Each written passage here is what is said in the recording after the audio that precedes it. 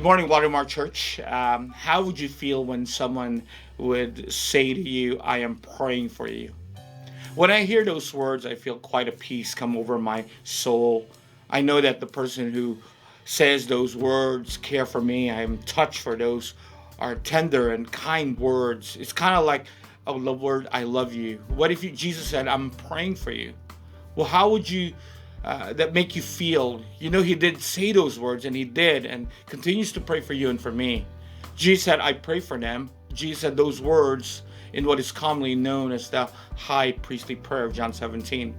This prayer was prayed just before Jesus was betrayed and arrested, crucified. Knowing that his death was imminent, you and I were on his mind. How's that for love? With the world shouting that he was a failure and death knocking on his door, he intercedes before God for you and for me.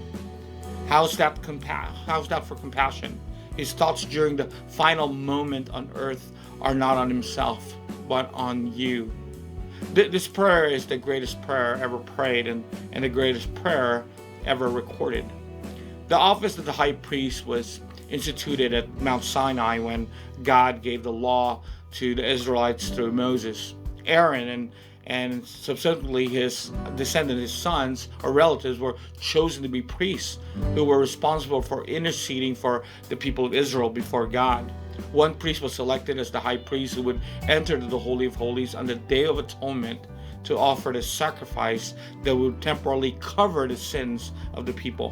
When Jesus came, he offered his life as the ultimate sacrifice that would not only cover the sins of the people, but completely cleanse his people and save them. Jesus is the ultimate high priest, and his intercession for us in John 17 is a wonderful, multi-layered example of his love.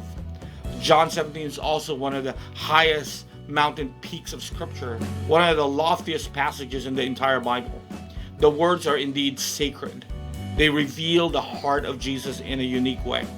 This unquestionably the Lord's Prayer. The prayer that we often refer to as the Lord's Prayer in Matthew 6, 9-13 would be better called the Disciples' Prayer because it reveals the depth of the human helplessness. In the prayer of Jesus in John 17, recorded by John, it reveals the why that Jesus prayed this prayer. Obviously, he was preparing himself for what lay before him and the suffering that he would have to endure. But he also had you and me on his mind. He was praying for us. He knew that believers are in a war. We would face opposition as we enter a hostile territory. We need his life, his words, his protection, his care, his joy, his word, his glory, his love. As people, we need to be unified and sanctified for the world to know Jesus. With Jesus' prayer as our model prayer, prayers are to reflect the will of God, not our will. Jesus had much higher purpose in mind than merely taking care of our needs and wants. Though he's praying, he shows that prayer's highest aim is not to get our will done in heaven, but to get God's will be done on earth.